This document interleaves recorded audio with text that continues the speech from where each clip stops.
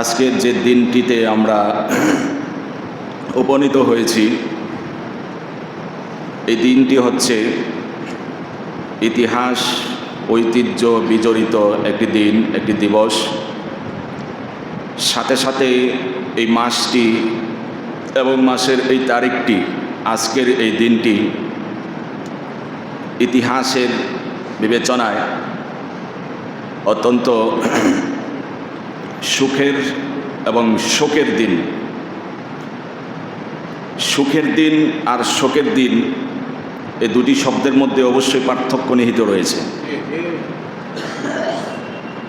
আর একটু যদি অল্প কথায় আমরা আলোচনা করি, তাহলে আজকের মাসটি হচ্ছে আরবি মাস। কি মাস? মুহররম মাস। আজকে মুহররম মাসের কত তারিখ? 10 তারিখ। এই 10 তারিখকে 10 সংখ্যাকে আরবিতে বলা হয় আশার বা আশারাতুন। এই আশার শব্দকে যখন আশুরা বলা হয়, তখন সেটি তম বোঝায়, যেমন নবম, দশম, সপ্তম এই জাতীয় তম বোঝায়। তাহলে আশুরা মানে 10ম দিন।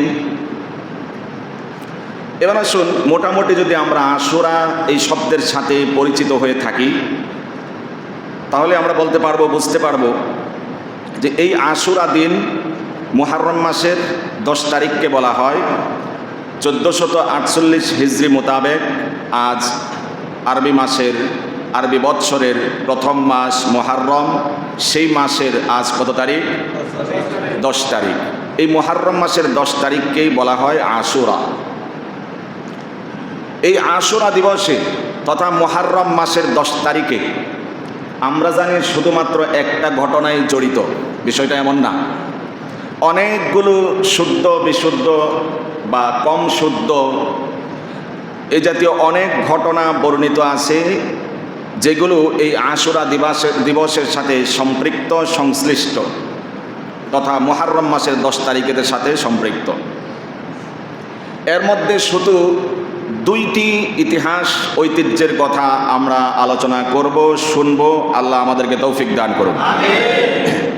এর মধ্যে আমরা শিরোনাম দিয়েছি, আজকের দিনটি যেভাবে সুখের দিন, ঠিক তেমনিভাবে শোকের দিন। সুখ আর শোকের পার্থক্য বুঝেন তো আপনারা নাকি? মসজিদে এলান হয় একটি শোক সংবাদ, তার মানে কি বেটা মরে গেছে, আমরা খুশি হয়েছি, এরকম নাকি? ওইটা শোক সংবাদ না, শোক সংবাদ, যেটার দ্বারা মানুষ আহত হয়, মর্মাহত হয়, ব্যথিত হয়, যাতনায় কাতরায়, এই জাতীয় বিষয়কে বলা হয় শোক।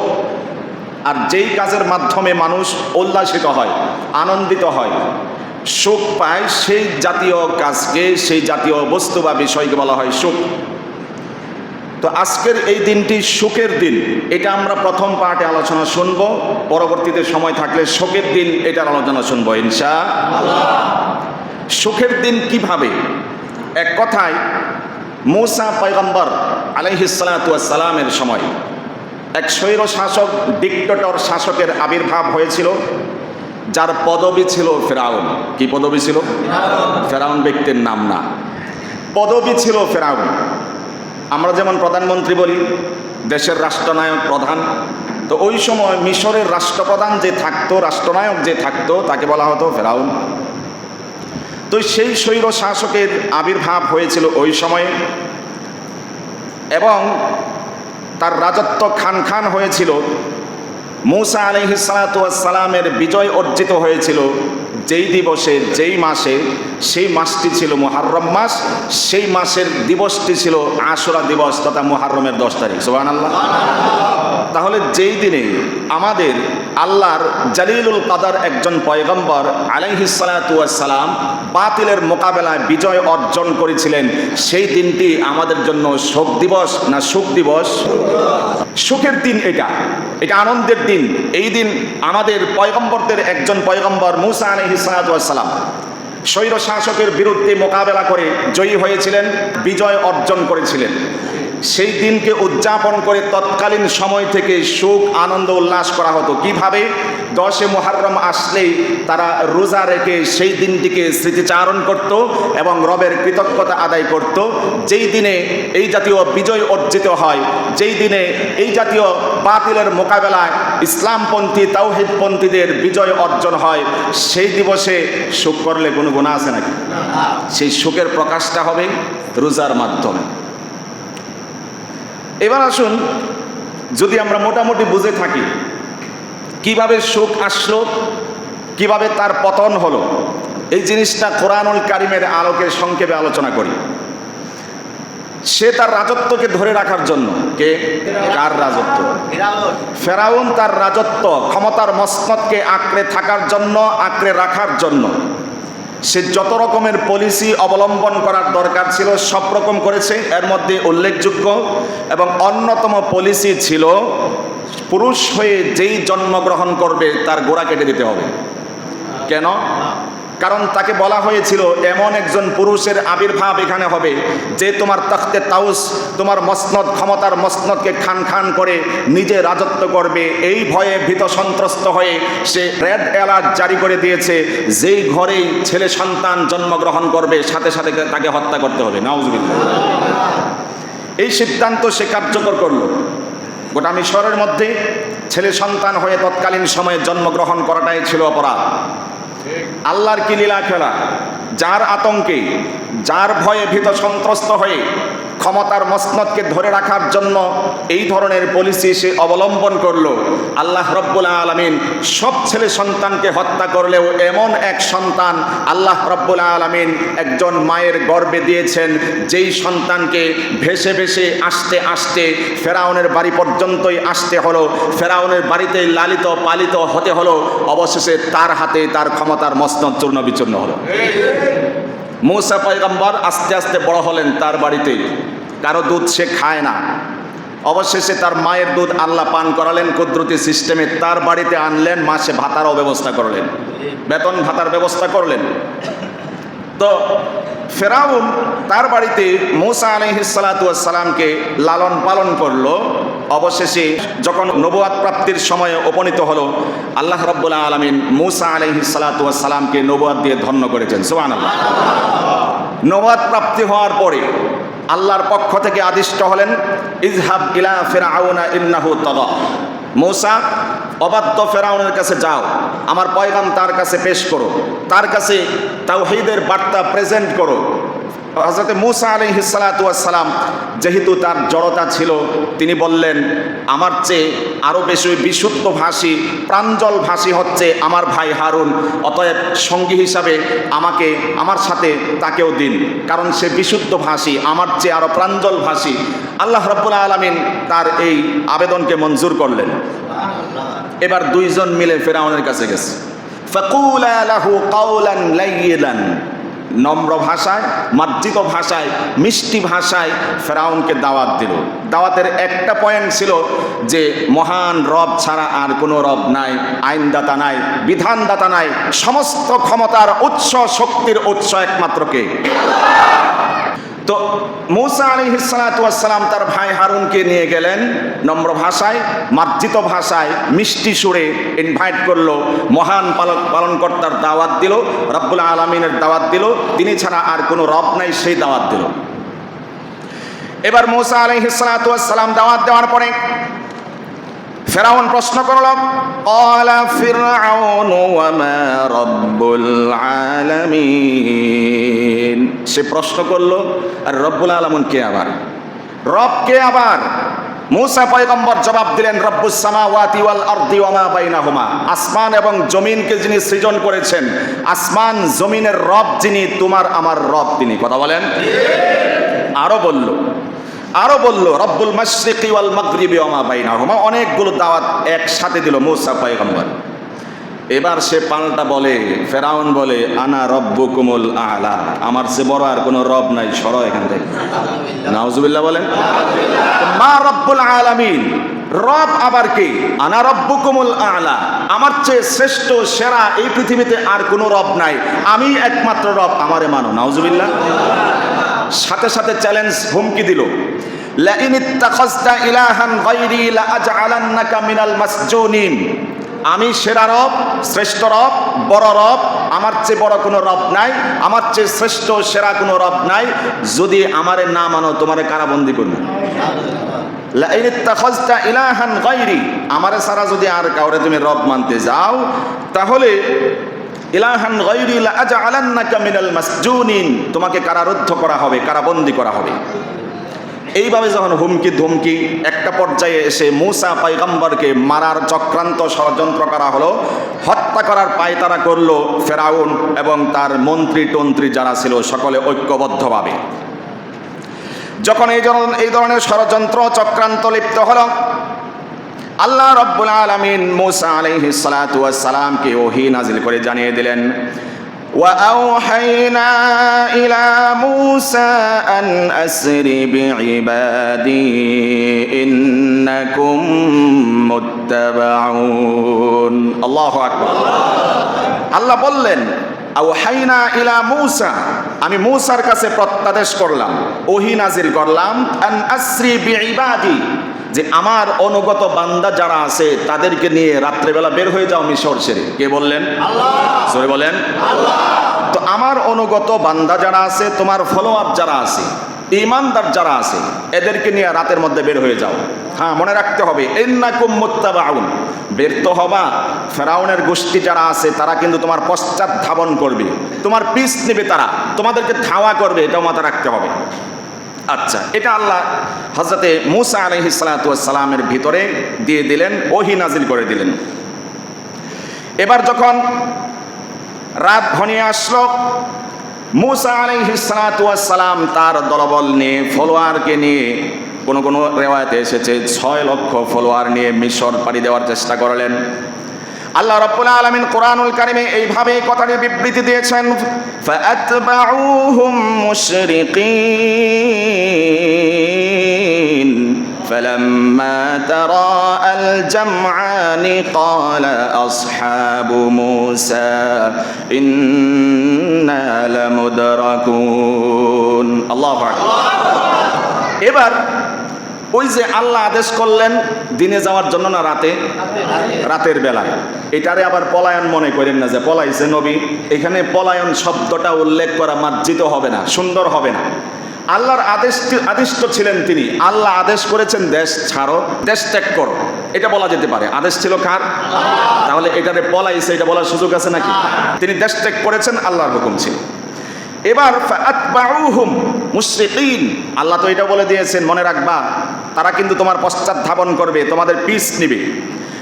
তো আল্লাহর এই কথাটা সকালবেলায় কার্যকর হলো। ফাআতবাউহুম মুশরিকিন, প্রভাতের সূর্য যখন পূর্ব দিগন্তে চকচক করে, ঠিক এই মুহূর্তে মূসা আলাইহিস সালাতু ওয়াস সালামের বিপরীতপন্থী যারা আছে, কারা ছিল? ফেরাউন।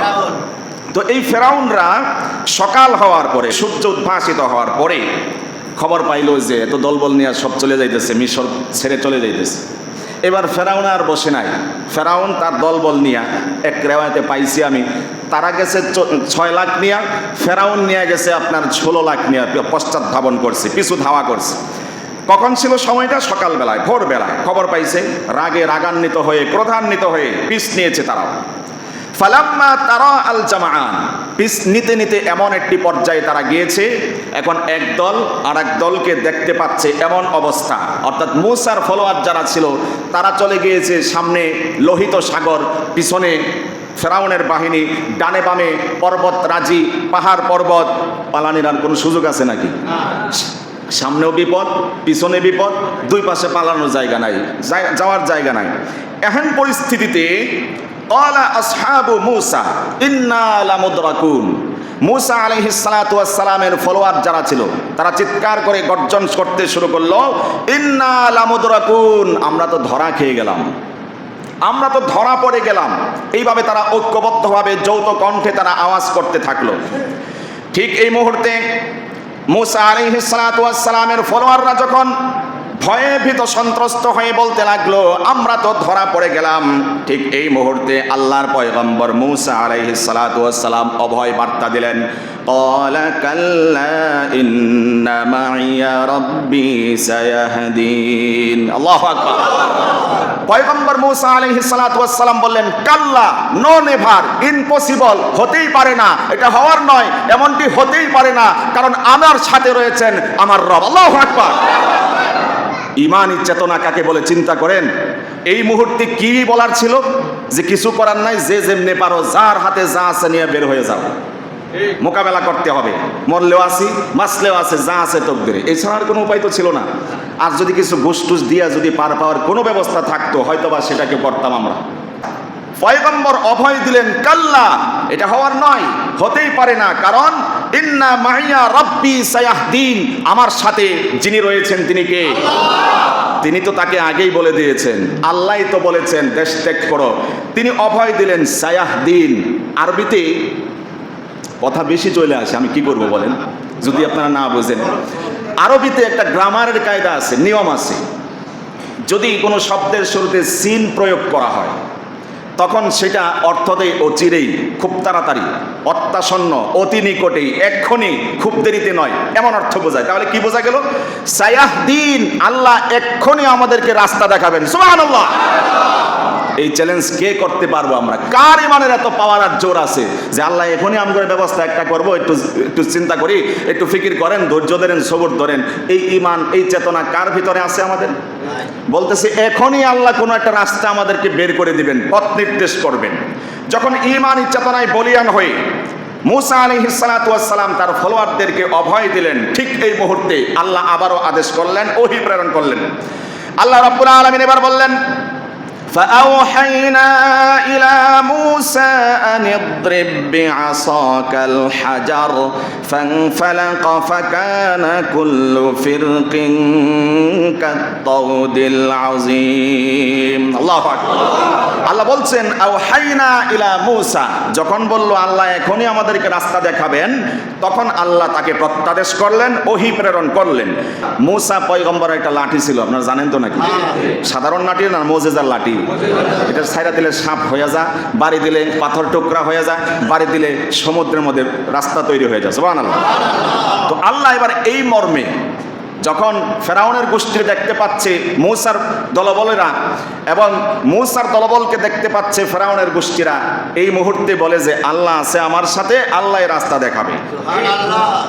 তো যখন আল্লাহর প্রতি আস্থা, ইয়াকিন আর বিশ্বাসটা এমনই ছিল, এবার আল্লাহ আদেশ করলেন, ইদ্রিব বিআসাকাল বাহর, যেই সমুদ্র তোমার সামনে ইতিমধ্যে বিরাজমান, যেই সমুদ্রটি তোমাদের সামনে ভাসমান, তোমার হাতে যেই লাঠি আছে মূসা, এই লাঠি দিয়ে সমুদ্রের পানিতে আঘাত করো।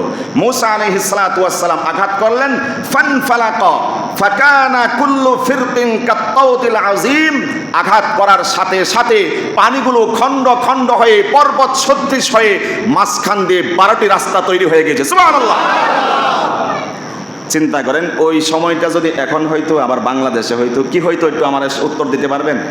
পোলাপানিকে সেলফি তুলতো, ওই রাস্তায় একটু নাইমা দেখতো কেমন লাগে, ভিডিও করতো, লাইভ দিত, এগুলো করতো না? কারণ আমাদের ভিতরে একটু পাগলামিটা বেশি, কথা বলেন। তো ওই সময় ফানফালাকা, বিদীর্ণ হয়ে গেল, ফাকানা কুল্লু ফিরকিন কাত্তাউদিল আযীম, পানিগুলো বিদীর্ণ হয়ে খণ্ড খণ্ড হয়ে পাহাড় সদৃশ হয়ে উঁচু উঁচু হয়ে দুই সাইড দিয়ে ভাগ হয়ে গেছে, মাঝখান দিয়ে বিশাল রোড। সুবহানাল্লাহ বলেন। আল্লাহ রাব্বুল আলামিন বললেন, ওয়া আজলাফনা সাম্মাল আখিরিনা ওয়া আনজাইনা মূসা ওয়া মান মাআহু আজমাইন। আল্লাহ রাব্বুল আলামিন বললেন, মূসা আলাইহিস সালাতু ওয়াস সালাম তার দলবলকে নিয়ে সেই পথ পাড়ি দিয়ে ওই প্রান্তে চলে গেল। ওয়া আজলাফনা সাম্মাল আখিরিন, পিছনে যেই ফেরাউনের দল ছিল তাদেরকে আল্লাহ এখানে এনে উপনীত করলেন। তারা যখন এই পানির মধ্যে নিমজ্জিত হয়ে গেল, এটাকে তারা রাস্তা মনে করে তারাও পশ্চাৎ ধাবন করলো। কিছু দূর যাওয়ার পরে মূসার ফলোয়াররা রাস্তা অতিক্রম করে, সমুদ্র অতিক্রম করে ওই প্রান্তে যাওয়ার পরে এবার ফেরাউনের গোষ্ঠী যখন রাস্তাকে রাস্তা মনে করে ঢুকে পড়লো, সাথে সাথে আল্লাহর হুকুম হলো সেই পানিগুলো খণ্ড খণ্ড পাহাড় সদৃশ পানিগুলো নেমে আসতে থাকলো। আল্লাহ রাব্বুল আলামিন বললেন, ওয়া আনজাইনা মূসা ওয়া মান মা'হু আজমাইন সুম্মা আগরাকনাল আখারিন। আল্লাহ রাব্বুল আলামিন বললেন, আমি মূসা এবং তার সাথে যারা ছিল সকলকে আমি উদ্ধার করেছি, মুক্তি দিয়েছি। সুম্মা আগরাকনাল আখারিন, এবং অন্য দল যেটি ছিল ফেরাউনের দল, ওই সকল দলকে আমি পানির মধ্যে নিমজ্জিত করেছি। জোরে বলেন সুবহানাল্লাহ। তাহলে আল্লাহর এই শক্তি আছে না নাই? মূসা এবং তার ফলোয়ারদেরকে আল্লাহ উদ্ধার করলেন, আর ফেরাউনেরকে এবং তার দলবলকে সেখানে নিমজ্জিত করলেন। এক রেওয়ায়েতে পাইছি, কিন্তু ওটা তাহকিক করার সুযোগ হয় নাই। ফেরাউন নাকি বলতেছে, বেটা রাস্তাটা আমি বানাইছি, তোর নাম। এরকম সাফাবাজ কিছু আছে না বাংলাদেশে? আওয়াজ করে বলেন আছে না নাই? তো এই সাফাবাজ ওই সময় ছিল। ফেরাউন কই রাস্তা আমি বানাইছি, নাম বেটা তোরা। নামছে তো নামছেই, ফেরাউন ডুবতে একটু দেরি হয়েছে, কারণ লম্বা ছিল একটু বেশি, ওইটা অন্য ঘটনা। তো যাই হোক, আমরা বলেছিলাম আজকের এই দিনটি, মুহররমের 10ম দিনটি, আশুরার দিনটি, অনেকগুলো প্রেক্ষাপট জড়িত বিজড়িত একটি দিন। এর মধ্যে আমরা দুটি ভাগ করেছি। আজকের দিনটি সুখের দিন, আজকের দিনটি শোকের দিন। তো শোকের দিন কিভাবে বুঝলেন? তো মূসা আলাইহিস সালাতু ওয়াস সালামকে ফেরাউনের মোকাবেলায় আল্লাহ রাব্বুল আলামিন এই দিনে বিজয় দান করেছিলেন। এই জন্য মূসা নবী, আমরা তাকে নবী স্বীকার করি। তো মূসার জিত মানে, মূসার বিজয় মানে মুসলমানদের বিজয়। কথা বলতে হবে, ঠিক কিনা? এই জন্য আজকে আমাদের এটা সুখের দিন, বিজয়ের বার্তা বহন করে। কিন্তু কথা হচ্ছে, সেই বিজয়ের দিনটাকে, বিজয় দিবসটাকে উদযাপন কিভাবে করব? আল্লাহর পয়গম্বর রাসূলুল্লাহ সাল্লাল্লাহু আলাইহি ওয়াসাল্লাম হিজরত করে মদিনার পথে পাড়ি জমালেন, মদিনায় আবাসস্থল নির্মাণ করলেন, কায়েম করলেন। সেখানে যাওয়ার পরে দেখতে পেলেন ইহুদি সম্প্রদায় এই দিনে, কোন দিনে? আশুরার দিনে রোজা রাখে একটা। হুজুর জিজ্ঞেস করলেন, কিসের রোজা রাখো তোমরা? বলে যে এই দিনে আমাদের পয়গম্বর মূসা আলাইহিস সালাতু ওয়াস সালাম ফেরাউনের মোকাবেলায় বিজয় অর্জন করেছিল, সেই কৃতজ্ঞতার্থে, সেই শুকরিয়া জ্ঞাপনার্থে আমরাও এই দিনে একটা রোজা রাখি। আল্লাহর হাবিব সাল্লাল্লাহু আলাইহি ওয়াসাল্লাম তখনই দ্ব্যর্থহীন কণ্ঠে জবাব দিলেন, ফানাহনু আহাক্কু ওয়া আউলা বিমূসা মিনকুম। মূসার অনুকরণে বিজয় দিবসকে ফলো করে যদি তোমরা এই দিনে রোজা রাখো, আমি তো একজন পয়গম্বর, মূসাও একজন পয়গম্বর, সেই হিসাবে মূসা আমার জাতি ভাই, মূসার অনুকরণের ক্ষেত্রে আমি আমার উম্মত আরো বেশি অগ্রাধিকার রাখি। কথা বলেন ঠিক কিনা? হুজুর যুক্তি দেখাইলেন, আমি তো নবী, উনিও তো নবী, তাহলে এই ক্ষেত্রে তো আমি তোমাদের চেয়ে বেশি মুস্তাহিক, বেশি হকদার রোজা রাখার ক্ষেত্রে। তখন এই ঘোষণা করলেন, আগামীতে যদি বেঁচে থাকি তাহলে এই রোজার সাথে মিলাইয়া আরেকটা রোজা 10, 11 অথবা 9, 10 দুইটা রোজা আমরা রাখবো। কেন? খালিফুল ইয়াহুদ, ইহুদিরা একদিন রোজা রাখে, আর আল্লাহর হাবিবের ভাষ্য হচ্ছে সবসময় বিধর্মী যারা আছে তাদের বিরোধিতা করো। সেই বিবেচনায় রোজা কয়টা আশুরার? কারা কারা রাখছেন একটু দেখি। মাশাআল্লাহ, অনেকেই। আল্লাহ যারা রাখে নাই তাদেরকেও পূর্ণ জাযা দান করুন, সামনের থেকে যেন রাখতে পারে আল্লাহ কবুল আর মঞ্জুর করুন। তো এই রোজার ফজিলত আর মাহাত্ম্য কতটুকু? আল্লাহর হাবিব সাল্লাল্লাহু আলাইহি ওয়াসাল্লাম বলেছেন, আফজালুস সিয়াম বাদা রমাদান শাহরুল্লাহিল মুহাররম। রমজানের রোজার পরে সবচেয়ে সেরা, সবচেয়ে উৎকৃষ্ট রোজা হচ্ছে মুহররম মাসের রোজা। আরে সুবহানাল্লাহ বলেন না? এবং যতগুলো মাস আছে এই মাসের নির্মাতাকে আল্লাহ। ইন্না ইদ্দাতাশ শুহুরি ইনদাল্লাহ 12 শাহরা। এই 12টি মাস আল্লাহ সৃষ্টি করেছেন। সেই আল্লাহ কোন মাসের সাথে বলেন নাই এটা আমার মাস। রাসূল সাল্লাল্লাহু আলাইহি ওয়াসাল্লাম শুধুমাত্র মুহররম মাসের সাথে ইঙ্গিত করে এটা আল্লাহর সাথে যুক্ত করে বললেন শাহরুল্লাহিল মুহররম। মুহররম মাসটা বিশেষভাবে কার? আল্লাহর। তো রমজানের পরে সবচেয়ে সেরা, সবচেয়ে উৎকৃষ্ট রোজা হচ্ছে মুহররম মাসের 10 তারিখের রোজা। নবীজি আরো বলেছেন, সিয়ামু ইয়াউমি আশুরা ইন্নী আহতাসিবু আলাল্লাহ আন ইউকাফফিরা সানাতাল্লাতী ক্বাবলাহু। কেউ যদি আশুরার রোজা রাখে তার বিগত 1 বছরের সগীরা গুনাহগুলো আল্লাহ মাফ করে দিবেন। শক্তি থাকলে চিল্লান দিয়ে সুবহানাল্লাহ। আল্লাহর হাবিব বলতেছেন যদি কেউ এই দুইটা রোজা রাখতে পারো তাহলে বিগত 1 বছরে যত সগীরা গুনাহ করছো সব মাফ। আরো জোরে। আচ্ছা, এবার সেকেন্ড পার্ট। আমরা বলেছিলাম শোকের দিবস। শোকের দিবস, শোক দিবস কিভাবে? আমরা জানি শোকের দিনটা এই দিবসের সাথে যেভাবে অতপ্রতভাবে জড়িত, ঠিক তেমনিভাবে শোকের একটি দিবস এই আশুরা দিবসের সাথে তথা মুহররম মাসের সাথে 10 তারিখের সাথে অতপ্রতভাবে জড়িত। সেই দিনটি হচ্ছে কারবালার ট্র্যাজেডি। কথা বলেন, কারবালার ঐতিহাসিক ট্র্যাজেডি। এটা তো শর্ট করে বলে আমার শেষ করতে পারবো না, তারপরে শুধুমাত্র শিরোনামগুলো বলছি।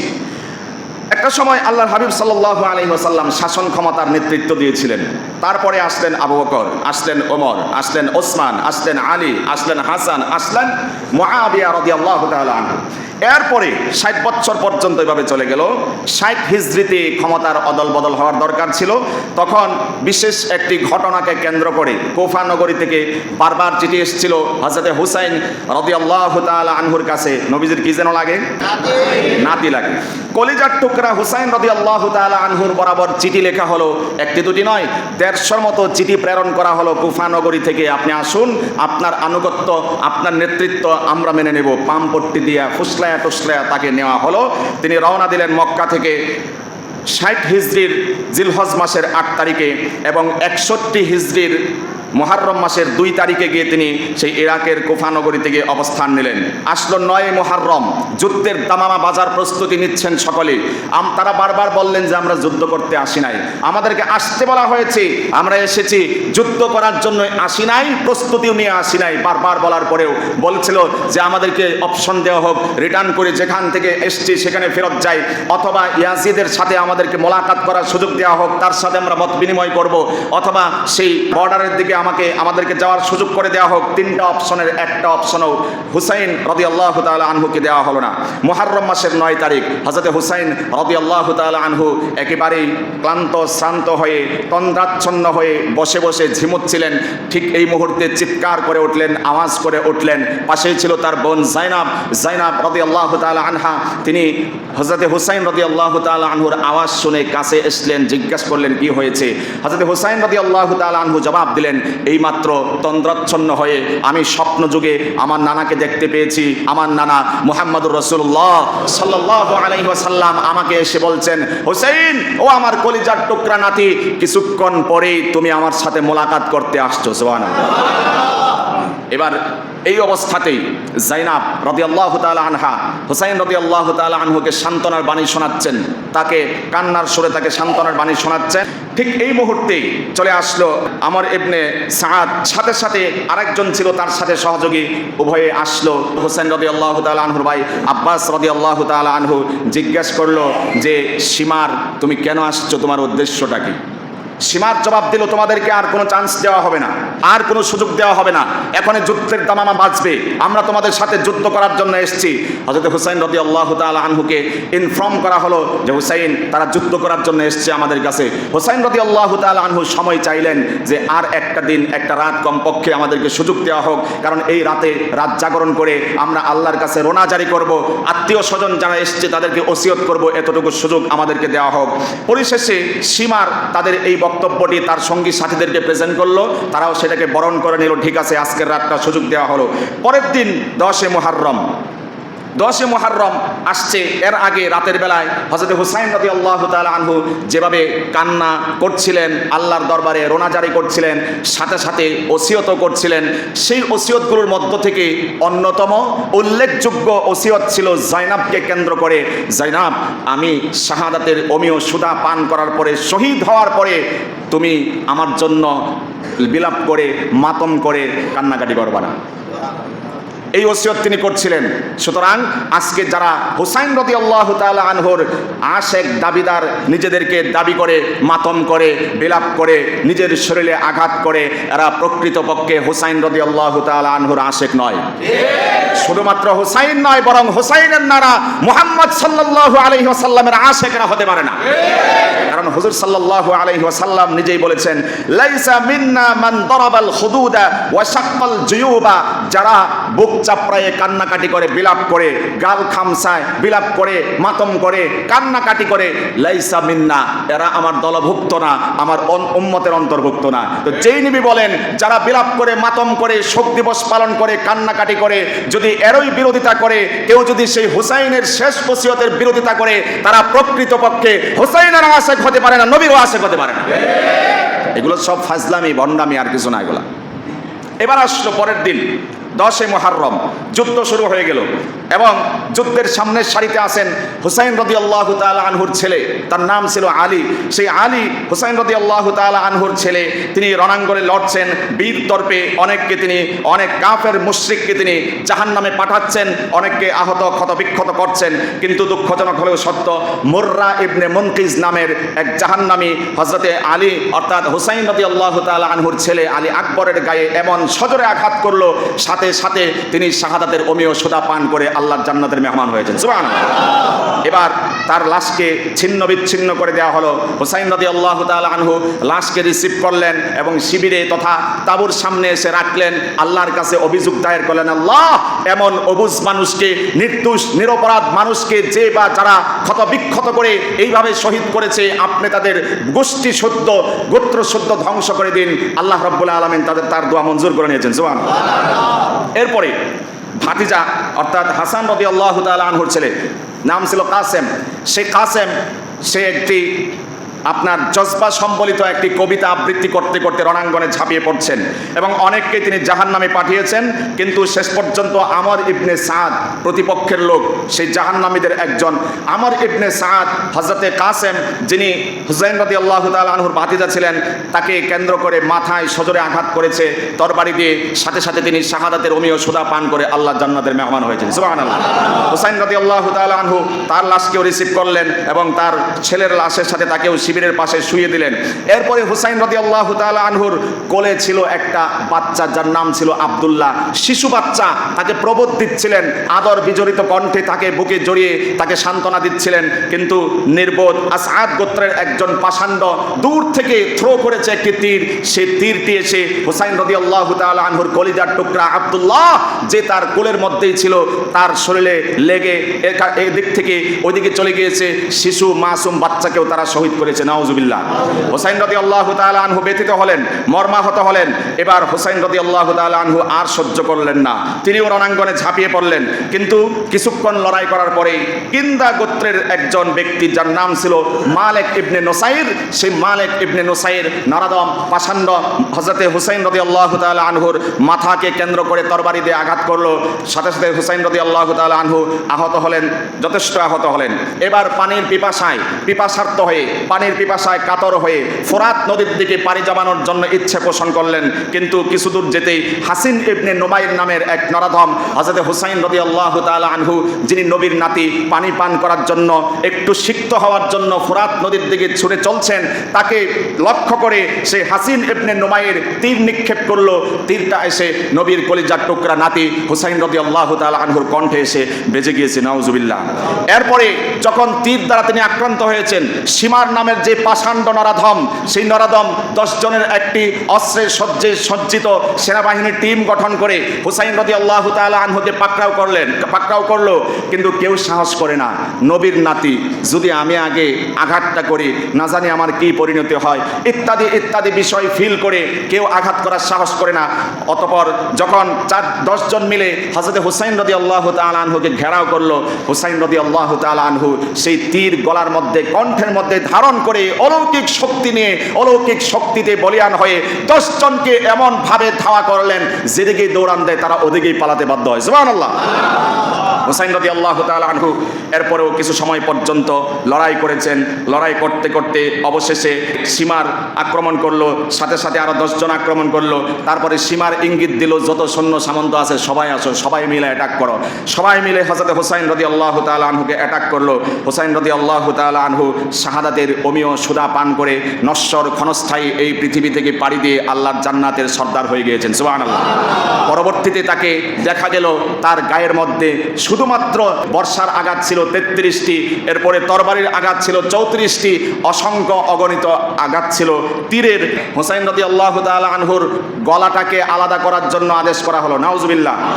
নরাধমরা তাই করলো, দেহ থেকে সেই গলাকে বিচ্ছিন্ন করে দিল, এবং শুধু বিচ্ছিন্ন করে নাই, এই কল্লাকে নিয়ে গেল উবাইদুল্লাহ ইবনে জিয়াদের কাছে। উবাইদুল্লাহ ইবনে জিয়াদ হুজুর সাল্লাল্লাহু আলাইহি ওয়াসাল্লামের কলিজার টুকরা নাতি হুসাইন রাদিয়াল্লাহু তাআলা আনহুর ঠোঁটগুলোকে কেন্দ্র করে করে লাঠি দিয়ে অথবা চাকু দিয়ে আঘাত করছিল, খোঁচাচ্ছিল।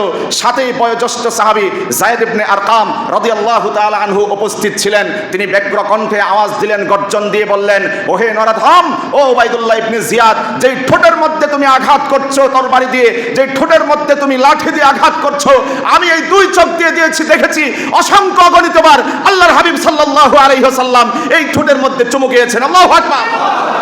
অতএব এই বেয়াদবিরা তুমি করবা না, ঠোঁটের মধ্যে আঘাত করবা না, এই ঠোঁটের মধ্যে রাসূলের ঠোঁটের পরশ লেগে আছে, এই বেয়াদবি তুমি করবা না। উবাইদুল্লাহ ইবনে জিয়াদ আরো বেয়াদবি করলো, যায়েদ ইবনে আরকামকে উদ্দেশ্য করে বলল, বুড়া, যদি বুড়া না হইতা তাহলে তোমার ওই এখনই মাথা আলাদা করে দিতাম দেহ থেকে, শুধু বুড়া মানুষ এই জন্য কিছু বললাম না। শুধুমাত্র এই বেয়াদবি তারা করেছে এমন নয়, উবাইদুল্লাহ ইবনে জিয়াদ হুসাইন রাদিয়াল্লাহু তাআলা আনহুর মাথাটাকে এইভাবে লাঠির মধ্যে উঁচিয়ে ধরে নির্দেশ দিয়েছে যে লাঠির মধ্যে উঁচিয়ে গলিতে গলিতে ঘোরাও, জনগণকে দেখাও। এইভাবে ইতিহাসের পাতায় লিপিবদ্ধ রয়েছে হুসাইন রাদিয়াল্লাহু তাআলা আনহু নিজের কল্লা দিয়ে দিয়েছেন, ঈমান দেন নাই। কথা বলতে হবে ঠিক কিনা? এই কথাটিকেই আপনার আমার বিদ্রোহী কবি তিনি তার কবিতার মাধ্যমে বলে গিয়েছেন, শির দেগা নেহি দেগা আমামা, আমার কল্লা দিব, জীবন দিয়ে দিব, ঈমান দেওয়া যাবে না। এই ইতিহাস থেকে আমার আপনার সবক হচ্ছে, ঈমান আর ইসলামের জন্য যখন যেখান থেকে ডাক আসবে, ঈমানের জন্য ইসলামের জন্য জীবনকে বিলিয়ে দিব, ঈমান দিতে পারবো না। ইসলামের জন্য যখন যেখান থেকে ডাক আসবে সেখানে বাতিলের মোকাবেলায় ঝাঁপিয়ে পড়ার জন্য প্রস্তুত থাকতে হবে। হুসাইন রাদিয়াল্লাহু তাআলা আনহুর এই সাহসী পদক্ষেপ, সাহসী শহীদ বার্তা আমাদেরকে বার্তা দিয়ে যায়, বিড়ালের মতো হাজার বছর বেঁচে থেকে লাভ নাই, সিংহের মতো বীরত্বের সাথে গর্জন দিয়ে 1 সেকেন্ড বেঁচে থাকা ভালো। কাজেই আজকের মেসেজ হচ্ছে, বার্তা হচ্ছে, হুসাইনি চেতনা নিজের ঈমানি চেতনার ভিতরে আনতে হবে, নিজের ঈমানকে জাগ্রত করতে হবে, হুসাইনি চেতনা নিয়ে সমুখ্য সারিতে এগিয়ে যেতে হবে, দ্বীন আর ইসলামের কায়েমের জন্য সর্বাত্মক ভূমিকা রাখতে হবে। কথা বলতে হবে ঠিক কিনা? সাথে সাথে শেষ কথা বলছি, যারা বেয়াদবি করেছিল একটারও ভালোভাবে মৃত্যু হয় নাই। কেউ আসছিল ফর্সা সুন্দর, এদের চেহারাগুলো হযরতে হুসাইনকে মারার কারণে একেবারে কুশ্রী আর বিশ্রী হয়েছিল। কেউ আছে আগুনে পুড়ে পুড়ে গর্তে হয়েছে, এবং বেশি দিন ক্ষমতার আসন তারা ধরে রাখতে পারে নাই। কোন রেওয়াতে এসছে 2 বছর 8 মাস, কোন রেওয়াতে এসছে 3 বছর 8 মাস মাত্র রাজত্ব করেছে। এখান থেকে আমাদের সবক হচ্ছে, ক্ষমতা চিরস্থায়ী নয়। কথা বলতে হবে ঠিক কিনা? কাজে ক্ষমতার মস্তদে বসে ইসলাম আর ঈমান বিদ্বেষী কোনো পদক্ষেপ নেওয়া যাবে না। নিরীহ উলামায়ে কেরামকে জেলবন্দি ফাঁসের কাষ্ঠে ঝুলানো যাবে না। বিচার সকলের জন্য সমান থাকতে হবে। যদি তা না হয়, জেনে রাখো, শুনে রাখো, হযরতে হুসাইন রাদিয়াল্লাহু তাআলা আনহুকে অবিচার করার কারণে তাদের যে হালত হয়েছে, আজকে যদি বিচারের নামে কেউ জুলুম করে, অবিচার করে, নিরীহ আলেমদেরকে ফাঁসির রায় দেয়, তাদের পরিণামও এমনটাই হবে, আমরা এটা বিশ্বাস রাখতে পারি। আখিরু দাওয়ানা আলহামদুলিল্লাহি রাব্বিল আলামিন।